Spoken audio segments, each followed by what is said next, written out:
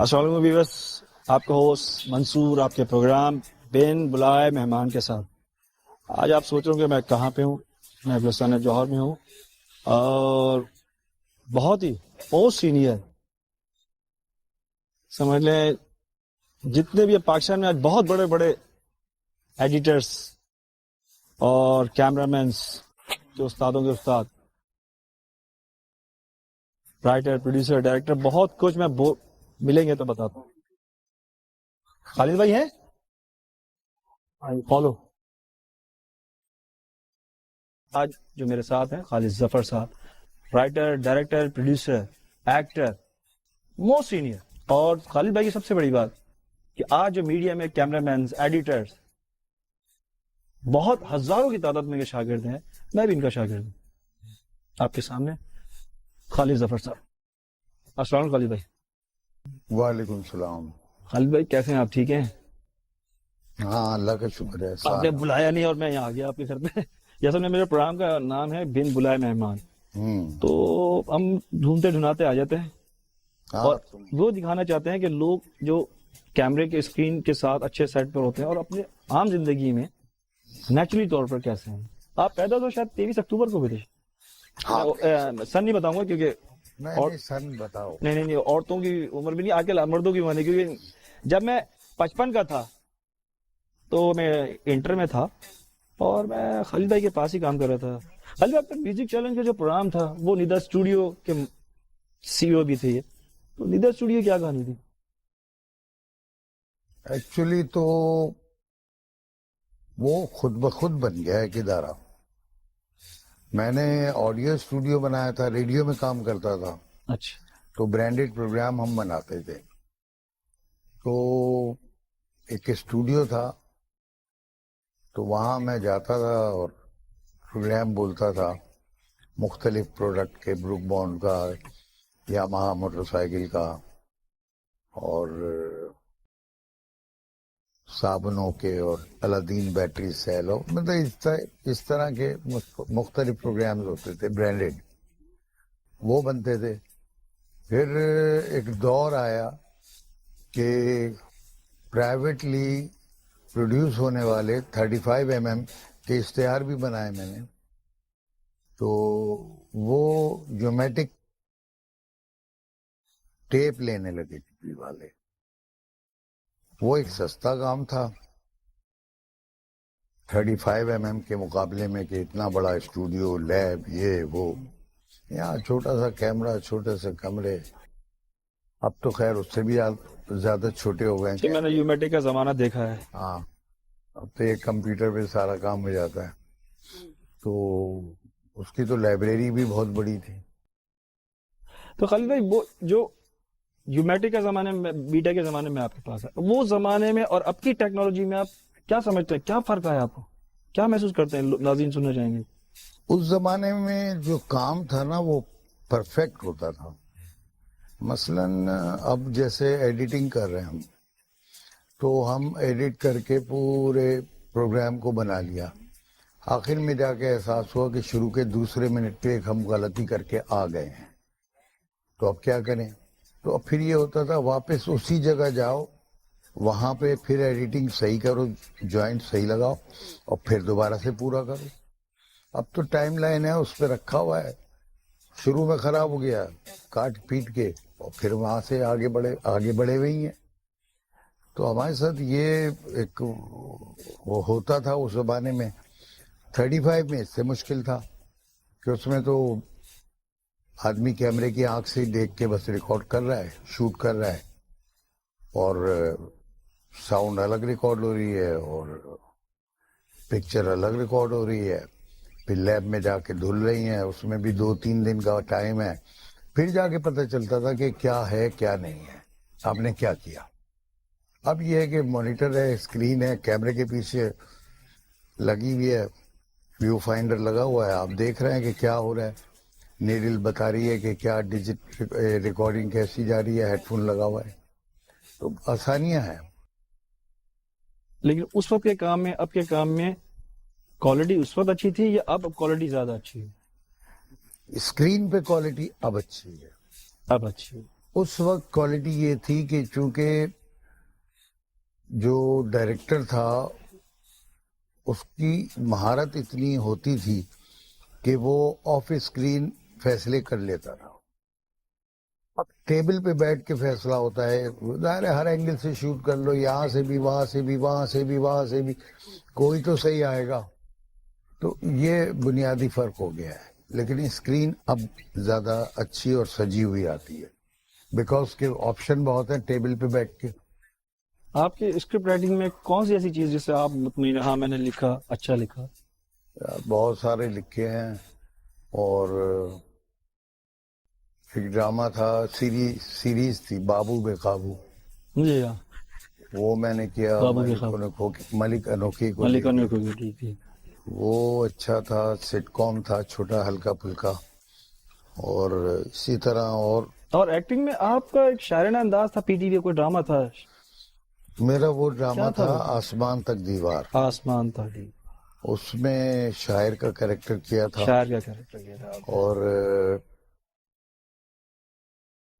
ظاہر ہے کہ اس وقت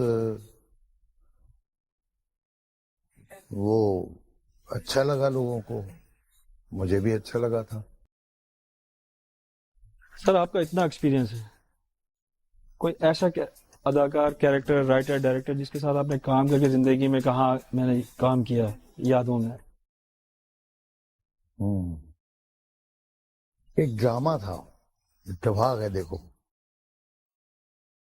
قاسم جلالی صاحب نے مجھے بلایا کہ یار یہ ڈرامہ ہے, اس کا نام ہے ایک تھی صفیہ. ایک تھی صفیہ. یہ میں نے کہا یہ کیا کریکٹر ہے؟ کہنے لگے کریکٹر بہت اچھا ہے. کیا ہے؟ کہنے لگے ایک دفتر میں ایک چپڑاسی ہے, اس کی کہانی ہے. اس زمانے میں ہمارا بڑا مطلب یہ 90s کی بات ہے, تو مجھے لگا یار میں اس میں کہاں گنجائش ہے. پھر میں نے اسکرپٹ دیکھا تو مجھے صحیح لگا, لیکن میں نے کہا یار یہ تو ٹی وی والے ہیں, یہ چھاپ لگا دیں گے. تو پھر انہوں نے تھوڑی دیر ہوئی تھی ہمیں ڈسکشن میں ہی, تو انور مقصود صاحب آ گئے. کہنا بھائی تم سمجھاؤ انہیں. تو انور بھائی نے مجھے کہا کیا ہو گیا؟ میں نے کہا انور بھائی رول تو ٹھیک ہے خیر اپنی جگہ, لیکن یہ بہت ہی ثانوی سا کریکٹر لگ رہا ہے. کہنے لگے تم کا اچھا, میں اس کو صحیح کر دوں گا. تو وہ میں نے کیا. تو جب ہم شوٹ پہ تھے تو انور بھائی آئے, اور ایک کاپی تھی ان کے ہاتھ میں, بچوں کے اسکول کی کاپی جو ہوتی ہے, انہوں نے وہ کاپی پہ لکھنا شروع کیا, اور مجھے 2-2 4-4 پیج پکڑاتے جاتے تھے وہ, اور سین پہ سین ہوتے جاتے تھے. کچھ لائنیں وہ یاد ہے آپ کو؟ نہیں یاد. اس میں مرکزی خیال بتا دیتا ہوں کہ وہ بنیادی خیال یہ تھا کہ ایک آدمی چپڑاسی ہے اور اس کی جوان بیٹی ہے, اور بیٹی جو ہے وہ یہ اس زمانے کے حساب سے بڑے خواب دیکھتی ہے, تو اسے فیشن کا شوق اور یہ شوق وہ شوق, گھر سے باہر جانے لگتی ہے. خالد آپ کی بات کر رہا ہوں, جو میوزک چیلنج آپ کا پروگرام تھا اس میں کیسے آئیڈیا آیا؟ اور وہ پاکستان ایشیا میں, شاید انڈیا ہندوستان پاکستان میں سب سے بڑا پہلا پروگرام تھا وہ این ٹی ایم پہ, ہاں وہ کیسے آئیڈیا خیال آیا آپ کو؟ وہ یوں ہوا کہ میوزک کا شوق مجھے بھی تھا, اور میں خود ہارمونیم بھی پلے کرتا تھا. تو این ٹی ایم نے مجھے کہا کہ یار یہ میوزک چیلنج کر دو گے, 2 دن کا ٹائم ہے. میں نے این ٹی ایم کو کہا کہ ٹھیک ہے. پھر میں نے اپنا اسٹاف کو بلایا, پھر جاوید اللہ دتا کو بلایا کہ یار یہ میوزک اس کی آپ دیں گے, اور ہاں آڈیشن بھی آپ ہی لیں گے. تو اس میں 16 برس کی ایک لڑکا آیا میرے پاس, ظہور علی, وہ یہ تھا. میں آڈیشن لینے کے لیے آیا تھا, میرے والد صاحب پروفیسر, کوئی میوزک نہیں کی, خالی بھائی نے کہا کہ کیا کہا نہیں, میں نے اس کو انٹرویو لینے کے بعد میں نے اس کو کہا کہ آڈیشن نہیں, مطلب بات چیت کرنے کے بعد تم یہاں, کیونکہ یہ بہت چھوٹا تھا, بہت دبلا پتلا تھا. نہیں سر, میں 55 سال کا تھا شاید, اس وقت میں انٹر میں تھا. ہاں وہ 55 سال کا تھا. اچھا. تو یہ آیا اور میں نے خیر اس کو پھر کہا کہ تم ایسا کرو، آف کیمرہ کام کرو، پروڈکشن میں آؤ اور پروڈکشن میں تم مجھے اسسٹ کرو. تو اس کے اندر صلاحیتیں بہت تھی ماشاءاللہ آج بھی ہیں. وہ آدمی کو خود نہیں احساس ہوتا کہ اس میں کیا صلاحیت ہے، تو اس کو اجاگر کرنا پڑتا وہ ہے. آپ کی آوازیں مجھے یاد ہیں، وہ امر آڈیٹوریم میں آوازیں دیتے تھے، وہ ایسی کیا آوازیں تھی؟ لوگ سننا چاہیں گے وہ کیا آواز تھی. منصور بھائی وہ یہ تھا کہ منصور، ہماری جو فیمیل کمپیئر تھیں وہ میں نے اپنے ہی خود بتا کے پھنس گیا. نہیں، وہ ضرورت تھی ظاہر ہے.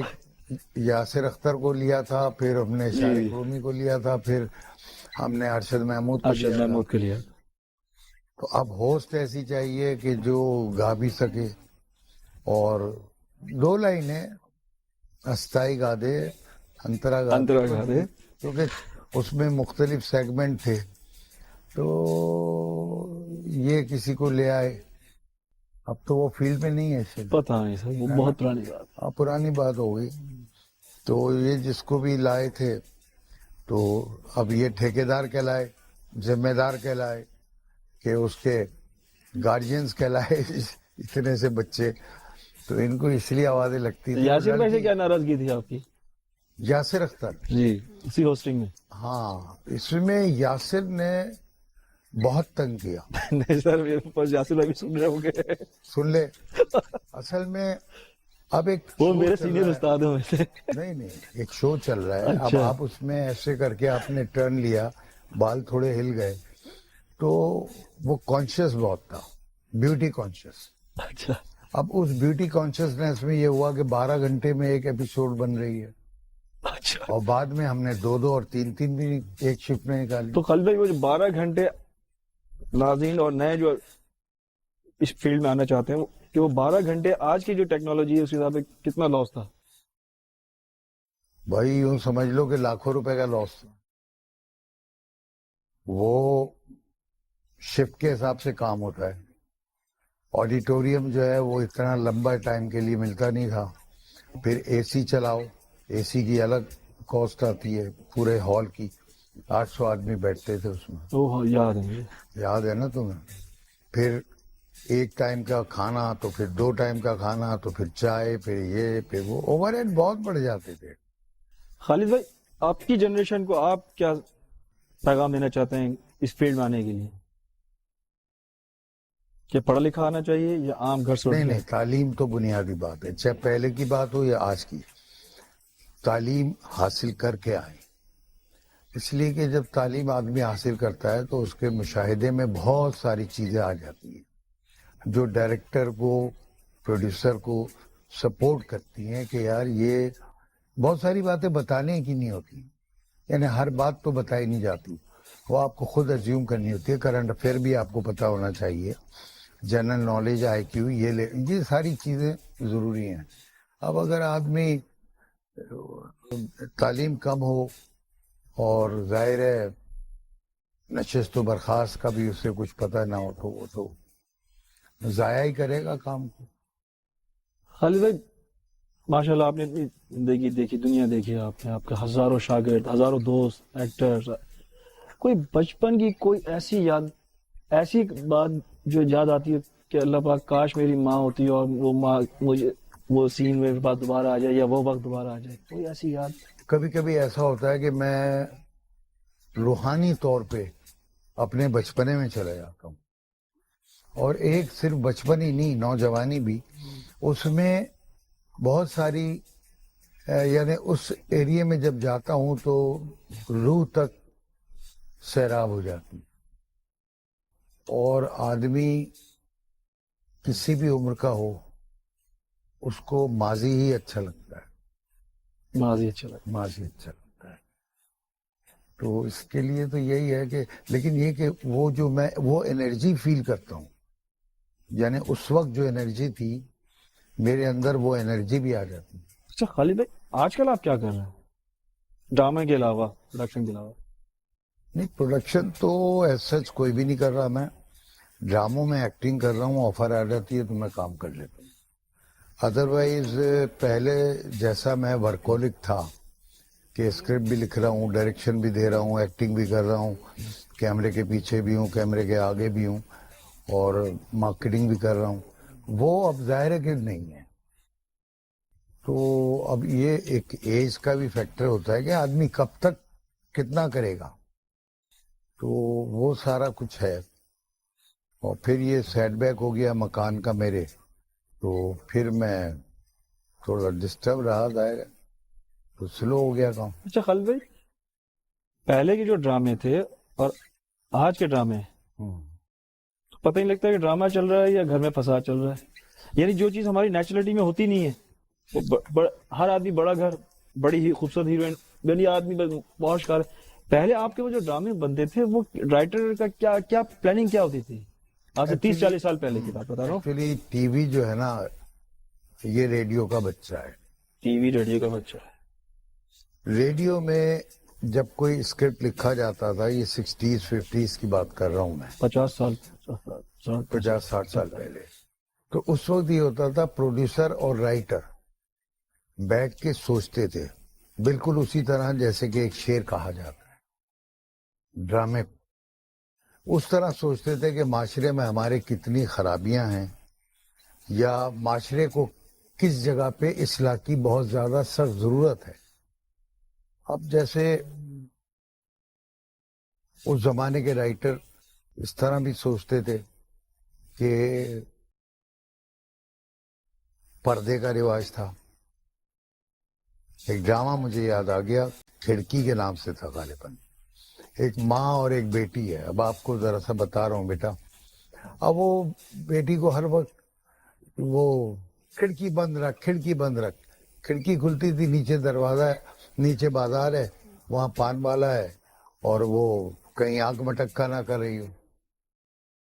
تو جب کمرے میں آئے, یہ ریڈیو ڈرامہ تھا, اور اس میں وہ پان والے کا رول کر رہا تھا, جو ہیرو ہے ڈرامے کا. تو جب شادی ہو جاتی ہے لڑکے اور لڑکی کی, تو پھر وہ کھڑکی بند کرنے جاتی ہے لڑکی, تو ماں کہتی ہے نہیں بیٹا بس, اب کھڑکی کھول کے رہا. یعنی اب کوئی فکر نہیں ہے. جوان لڑکی جو اکیلی تھی, تو یہ اس طرح کے کانسیپٹ لے کے وہ لوگ آتے تھے.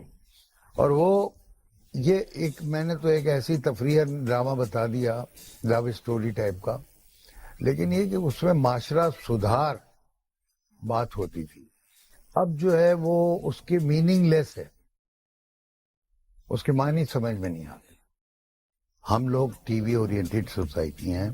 ہمارے رائٹرز کو, ہمارے پروڈیوسرز کو, ٹی وی چینلز کو یہ سوچنا چاہیے کہ ہم کہیں بھٹکا تو نہیں رہے. تم نے ابھی اوپننگ میں کہا تھا کہ میڈیا کا بڑا رول ہے. صحیح. تو یہ میڈیا کا ہی رول ہے کہ ہم اپنی جو نسل ہے, آنے والی نسلیں ہیں, ان کو ہم خراب نہ ہونے دیں. یہ بنیادی ہماری ڈیوٹی ہے. اور میں نے ساری زندگی کام کیا ہے یہی سوچ کے, سمجھ کے, اور کہ میرے پاس سے کوئی ایک لفظ, ایک لائن ایسی نہ نکل جائے جو معاشرہ خراب کی طرف جا رہی ہو. تو یہ ہماری اپنی ڈیوٹی ہے کہ اس طرح سے ہم کام کریں. اب اسی طرح لے لو تم کاسٹنگ کا, ابھی بات ہو رہی تھی آف کیمرہ. اب کاسٹنگ جو ہوتی ہے وہ مجھے خود نہیں پتا کہاں ہوتی ہے اور کون لوگ کرتے ہیں. یعنی میں کام کر رہا ہوں اور مجھے نہیں پتا, مجھے نہیں معلوم. پہلے معلوم ہوتی تھی, پہلے پتا ہوتا تھا کہ یہ کریکٹر ہے, اس کے لیے 10 آرٹسٹ ہیں, ان میں سے کسی میجر کاسٹ ہے, ہاں کہ یار اس میں جنرل کاسٹ اس کو لینا ہے. اب پھر مقدمہ کشمیر میں نے کیا. اب اس میں بختیار صاحب نے وہ 2-3 مہینے ڈرامہ روکا, میں کراچی کے باہر تھا. خیر فاروق پال سے کہلوایا, فاروق پال آیا, میں گیا, ملا, میں نے کہا بختیار صاحب میرے پاس ٹائم نہیں ہے, میں یہ کہنے آیا, میں کر نہیں سکتا. اس زمانے میں ٹی وی کمرشل بنا رہا تھا, بہت مصروف تھا. تو انہوں نے کہا تم اسکرپٹ ایک نظر دیکھ لو, اور میں نے جب لکھا تھا تو تمہیں سوچ کے لکھا تھا. تو بہرحال میں نے کر دیا. اسی طرح ایک فلم تھی جمیل دہلوی کی جو غضنفر علی, इंडस के जो मालिक, इंडस के मालिक मालूम। वो उसमें वो सारा सुपरविजन उनके अंडर में था, तो उन्होंने कास्टिंग कराई थी, तो उन्होंने मुझे एक कैरेक्टर के लिए बुलवाया। मैंने गजनफर के कहने पे शर्मा हुजूरी ऑडिशन दे दिया। ऑडिशन के बाद वो पीछे लग गया, आप ये कैरेक्टर करें।